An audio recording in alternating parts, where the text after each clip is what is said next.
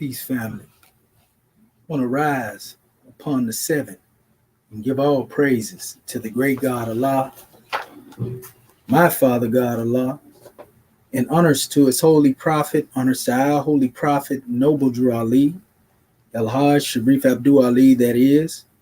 Give honors to my Moorish kin once again, here, there, and everywhere, and therefore honors to all of you who are continuously honoring yourselves by being yourselves. Give honors to my Grand National Seal, Grand National Emblem, National Flag, Divine Constitution, and bylaws. And honors to all of you who are indeed a living manifestation and personification of everything, and I do mean everything that it takes to save my people as a nation. And this is a grand drawing and a grand occasion. Islam, Brother Ma'at, Bay, gratitude to you, General. I have a measure I would like to bring forth, and this special measure has to do with the fourth Brotherhood test and the fourth degree of the Adept. And this actually takes us to a whole nother measure of unfoldment. And philanthropy is what this degree entails. It basically deals with charity, but charity on another level, because we've been taught that, to give often has to do with something that is financial, as far as dealing with money or something that is tangible on the plane of things made manifest. However, we will find by the time that we are done with this special measure, this brief measure, that the grandest degree of philanthropy that we can demonstrate in charity, has to do with that which is, what we are able to give of knowledge, wisdom, and understanding, that which will sustain, a people, sustain individuals, sustain a nation, and so forth and so on. So let us tune in to this special fourth Brotherhood test. It was written, when other certain days had passed, the guide led Yehoshua to the hall of mirth, a hall most richly furnished and replete with everything a carnal heart could wish. The choicest viands and most delicious wines were on the boards, and the maids in gay attire served all with grace and cheerfulness, and men and women richly clad were there, and they were wild with joy. They sipped from every cup of mirth, and Yehoshua watched the happy throng in silence for a time. And then a man in garb of sage came up and said, most happy is the man who, like the bee, can gather sweets from every flower. The wise man is the one who seeks for pleasure and can find it everywhere. At best, man's life on earth is short, and then he dies and goes he knows not where. Then let us eat and drink and dance and sing. Let us get joy of life, for death comes apace. It is but foolishness to spend the life for other men. Behold, all die and lie together in a grave where none can know and none can show forth gratitude. But Yehoshua answered not. And upon the tinsel guests, in all their rounds of mirth, he gazed in silent thought. And then among the guests he saw a man whose clothes were coarse, who showed in face and hand the lines of toil and want. The giddy throng found pleasure in abusing him. They jostled him against the walls and laughed at his discomfiture. And then a poor frail woman came, who carried in her face form and her form the marks of sin and shame. And without mercy, she was spit upon. And the little child with timid ways and hungry men came in and asked for just a morsel of their food. But she was driven out uncared for, unloved. And still the merry dance went on. And when the pleasure seekers urged that Yehoshua join them in their mirth, He said, how could I seek for pleasure for myself while others are in want? How can I think that while the children cry for bread, while those in haunts of sin call out for sympathy and love, that I can fill myself to full with the good things of life?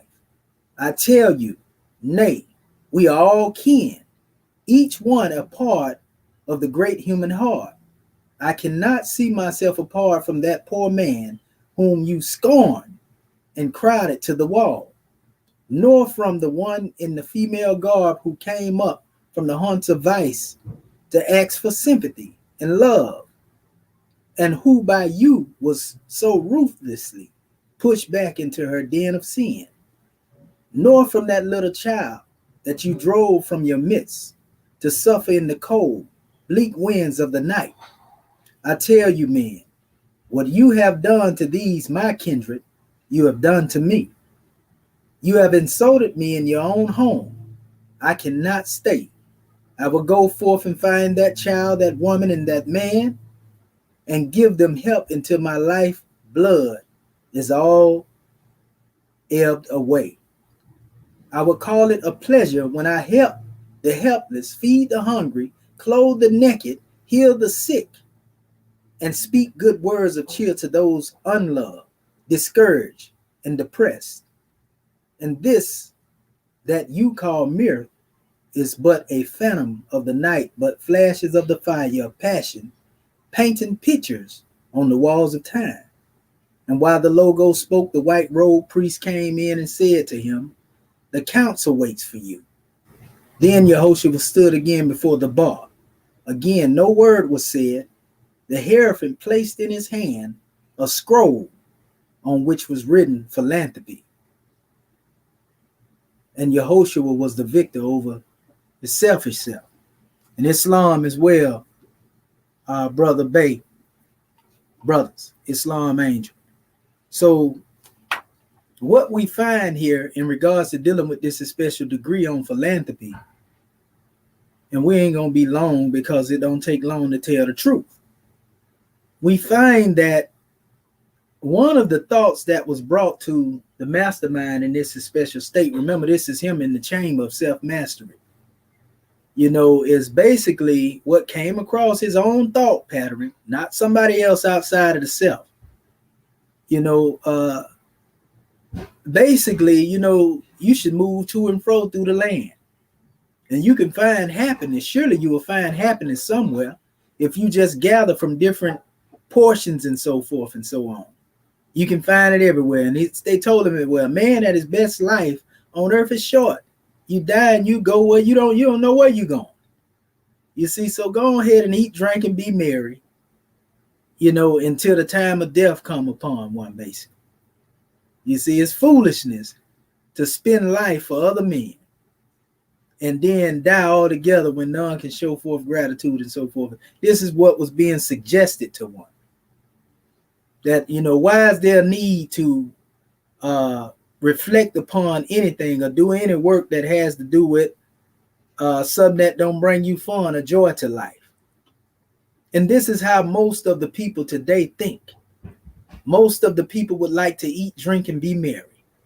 They would like to go on, in life, demonstrating as if they don't have a care in the world about the basic necessities, of coming into the consciousness of the work that they are called to do.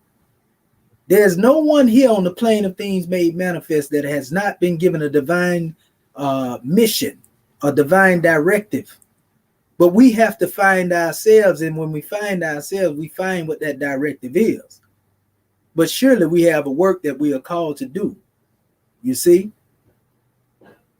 But as we go on in here, we can see that one is basically in their consciousness reflecting upon all the works that they have done. Many of us have probably done this at some time. And say, well, what have I accomplished? What is it that I have obtained as a result of the work that I'm demonstrating? It can be, in a relationship. It can be in a job. It can be just anything, the establishment of a business, You look back over the time and the course and the years, and you ask yourself, well, what is the purpose? Because everybody have purpose. You know, we might not know the purpose, but each and every one of us have purpose. You see, if not, we should be finding a reason to make ourselves and our lives purposeful. You see, full of purpose. You see? So in order for you to find your purpose, you have to tap into your own consciousness. All the guidance that we have been given outside of us, you know, have been guidelines. Most of these things come from the experience of other people. But nevertheless, we should never deem the experience of somebody else, you know, the sole manual of instruction, you know, in order for us to do what it is that we have to do, because that's their story. That's their special blessing, or that's their special path. We are all unique in our own way. So nevertheless, when you go into this special drawing family, you know, this is the thought of doubt, you know, that is being brought to one. You know, why is it that you even waste your time talking about studying self? Why is it that you waste your time to deal with self-mastery? Why is it you waste your time to read books?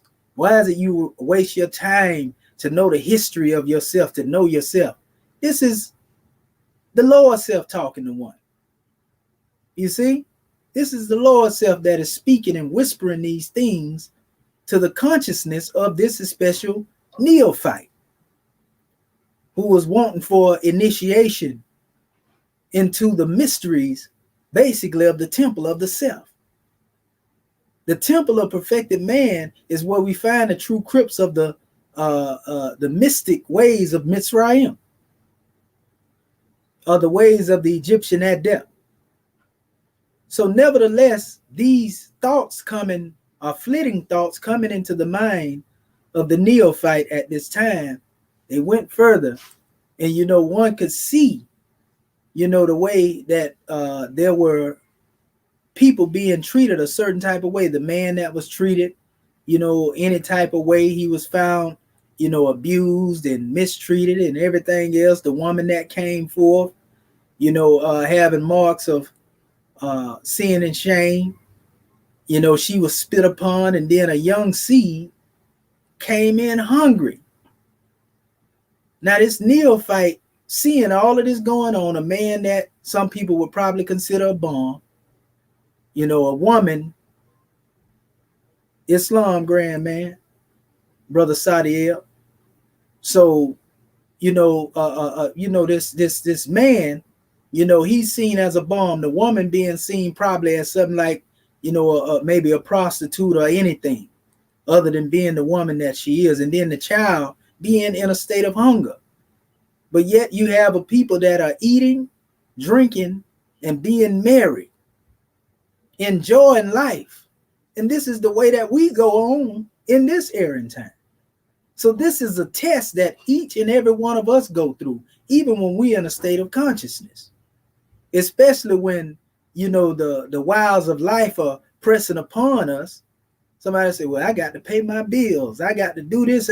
All of these things can make you forget the principle of philanthropy, being charitable. And again, we're not talking about being charitable just in giving finances and money, but being charitable in one state of mind. These conditions can harden a people.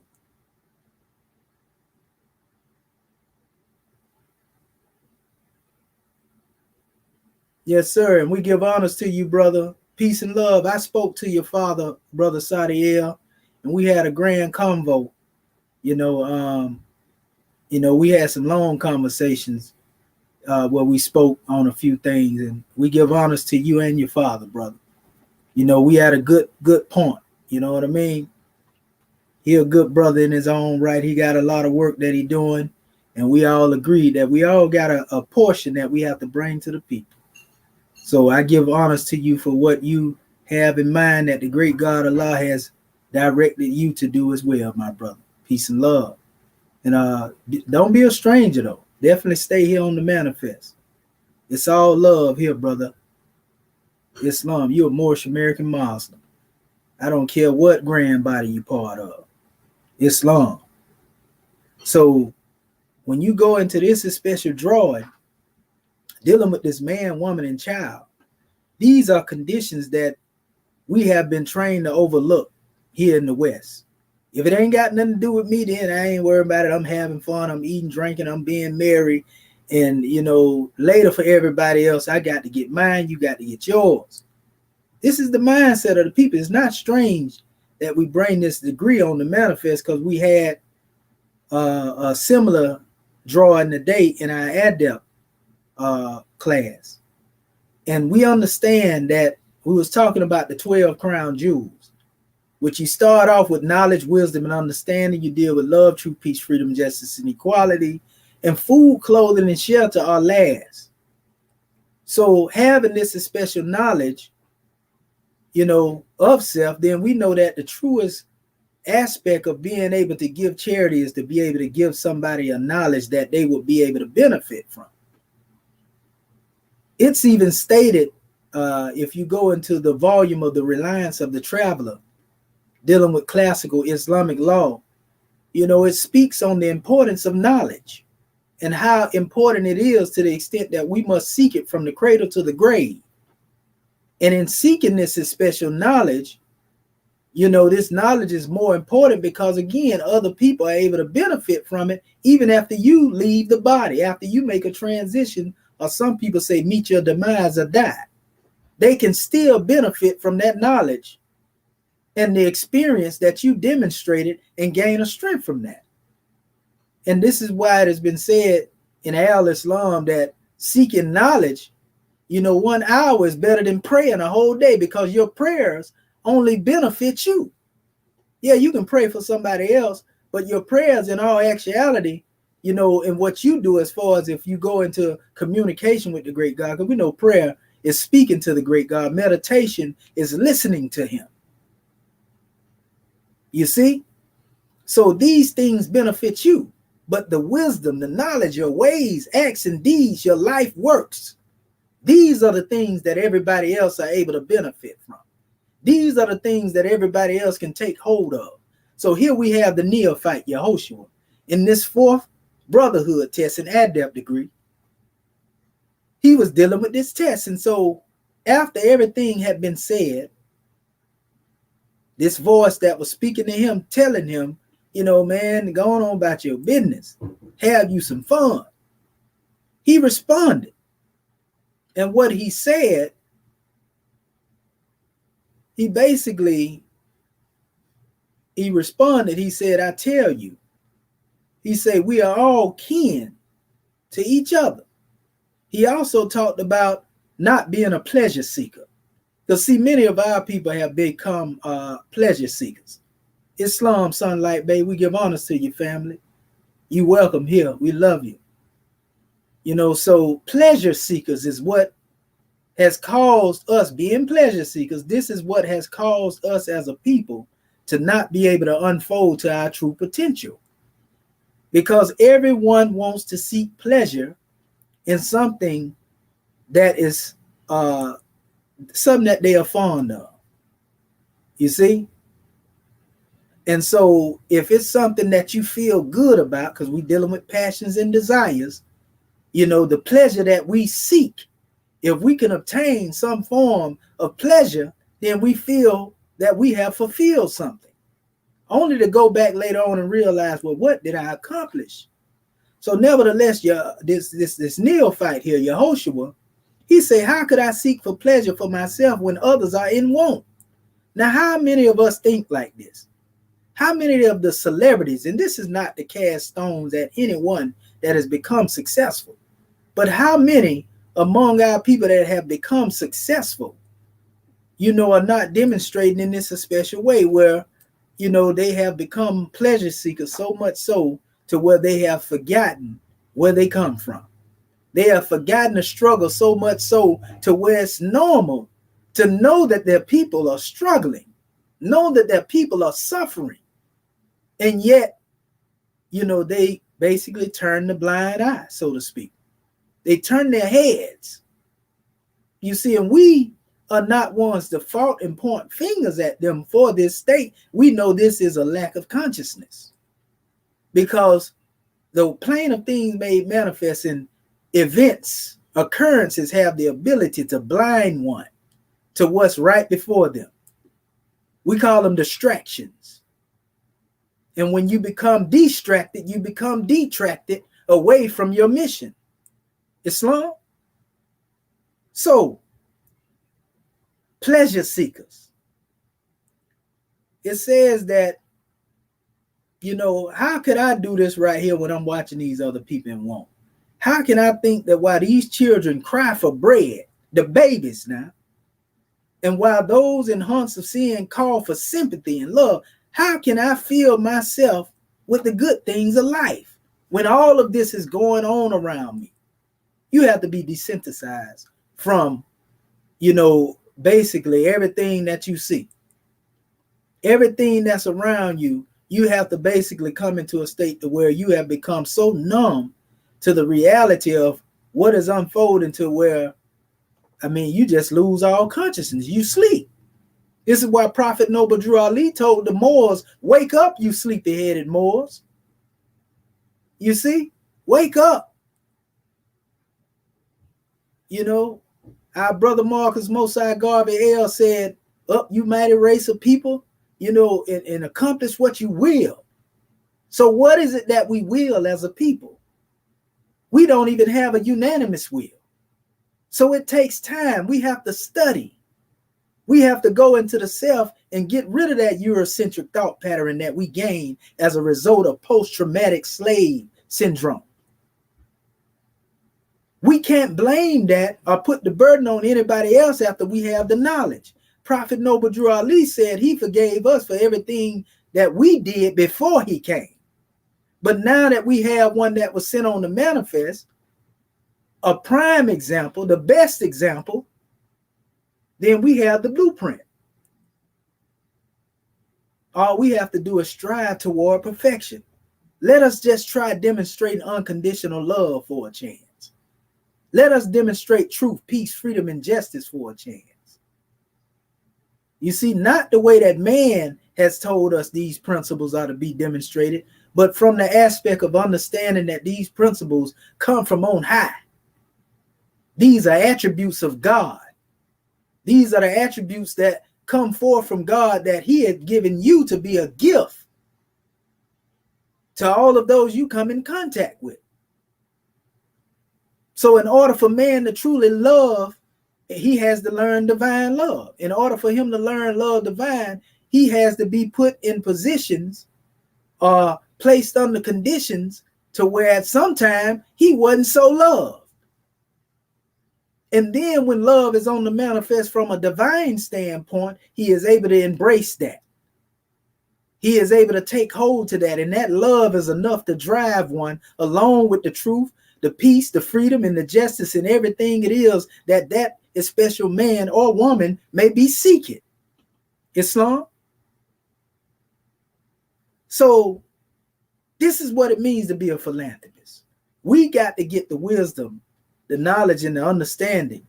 And then when we have the wisdom, knowledge, and understanding of self, we can give something to a people. But you can't give what you don't. It's not in the possession of these things, but being able to use them, being able to make them applicable to conditions that we find our people in. And this is how we are able to breathe that Moorish life into them.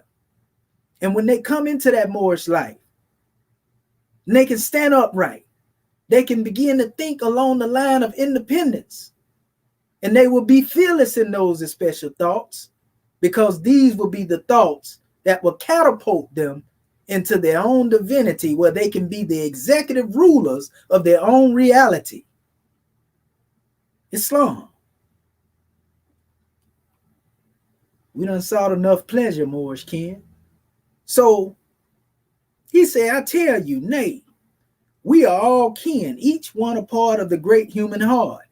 I cannot see myself apart from that poor man whom you so scorned and crowded to the wall, and nor from the female in that God that came up from the haunts of vice to ask for sympathy and love, and who by you was so ruthlessly pushed back into a den of sin. How many times have we pushed our people back into the den of sin as a result of the way that we have behaved? See, to truly be adept in our thinking, we have to go beyond the self.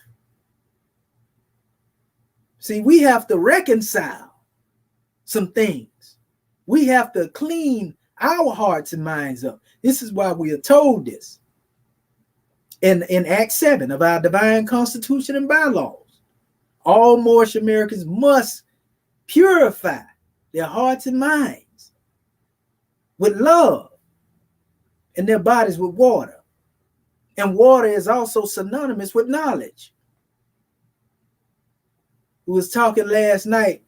We was giving a measure in our Moorish Perspectives class. And we was talking about in our teachings in regards to dealing with, being on the manifest from olden times, long promised sons being called forth and so forth and so on. Elizabeth and Mary being in the schools, it was preordained that they be taught. But one thing we learn is that, purity prepares the way for love. But we also know that love that we are talking about, we talk about a love thought being manifest.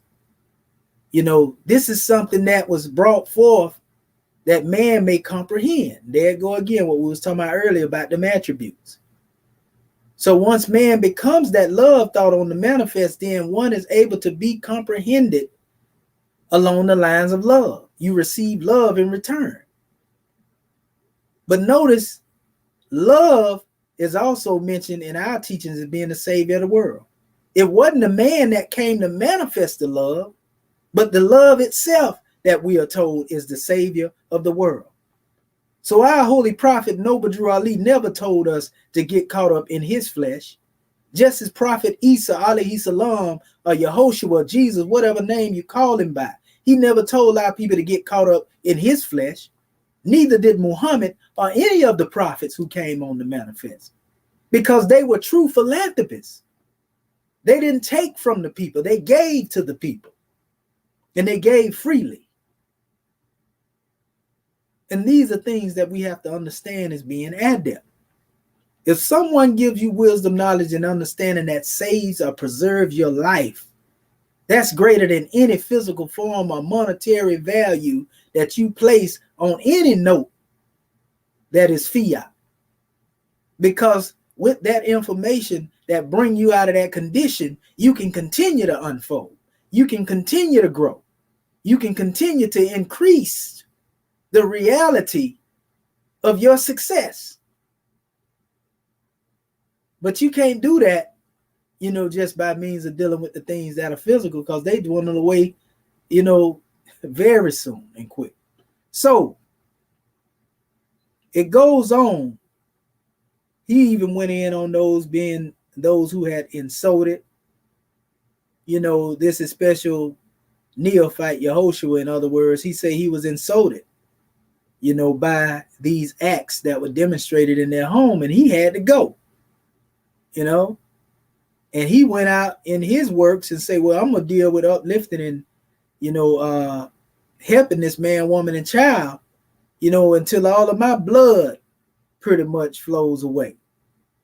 He say, I'm a feed the hungry, I'm gonna help the helpless, I'm gonna clothe the naked, I'm gonna heal the sick, I'm gonna speak good words of cheer to those unloved, discouraged, and depressed. Man, that's a grand work. That's a grand man to think like that. How many of our people think like that, even outside of the aspects of celebrity? Let's deal with those who are teaching the people now. How many of our people are actually teaching, from this special aspect? And so, after correcting them, because, Yehoshua had a way, being a neophyte, going through this chamber, addressing the fix that he must solve, he was a mastermind at bringing these things forth.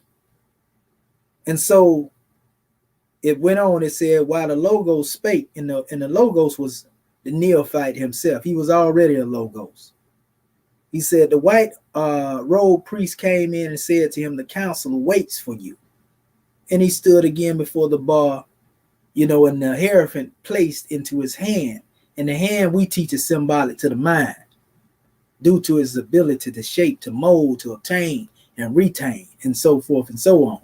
But he was given a scroll within his seat of consciousness that was inscribed upon it, philanthropy. And then it said that Yehoshua was a victor over his selfish self. So this fourth adept degree all has to do with one becoming victorious over the selfish self. You see? And we can only do that by coming into a knowledge of self. Once we become masters of the self and we come into self-knowledge and the super ego arises, so to speak, and we become conquerors, you see, we will realize that we lack nothing. And we will become content and be happy with everything that comes to us as it unfolds while we work and we strive toward those things that are greater. So I just wanted to bring that out here to the manifest, and deal with the fourth adept degree. It's been a little minute. And so we will complete the seven, all of these 7 degrees, but this is just my measure given to our family to inspire them, to uplift them, because we are here to uplift fallen humanity. And hopefully someone can gain some grand insight to elevate. So let us be philanthropists. Let us demonstrate charity. Even the word charity in Arabic, it goes back to the word zakat or sadaqah. And it has to do with purification. It has to do with purification. So we have to purify our thinking. We have to purify the way that we think, and then we are able to make room for those things that will improve our character, and improve the quality, of our people, of our minds, by everything that we gain along the way. So let us be an example, and let us be good philanthropists. Let us be masters of the self when it comes to dealing with self-mastery. So that being said, Unqua Jet Sanev, life, health, and prosperity be upon you all. And Shemotepu Moorish Ken, until the next time, Islamism without the schism. You are the Logos. Circle 7. Islam.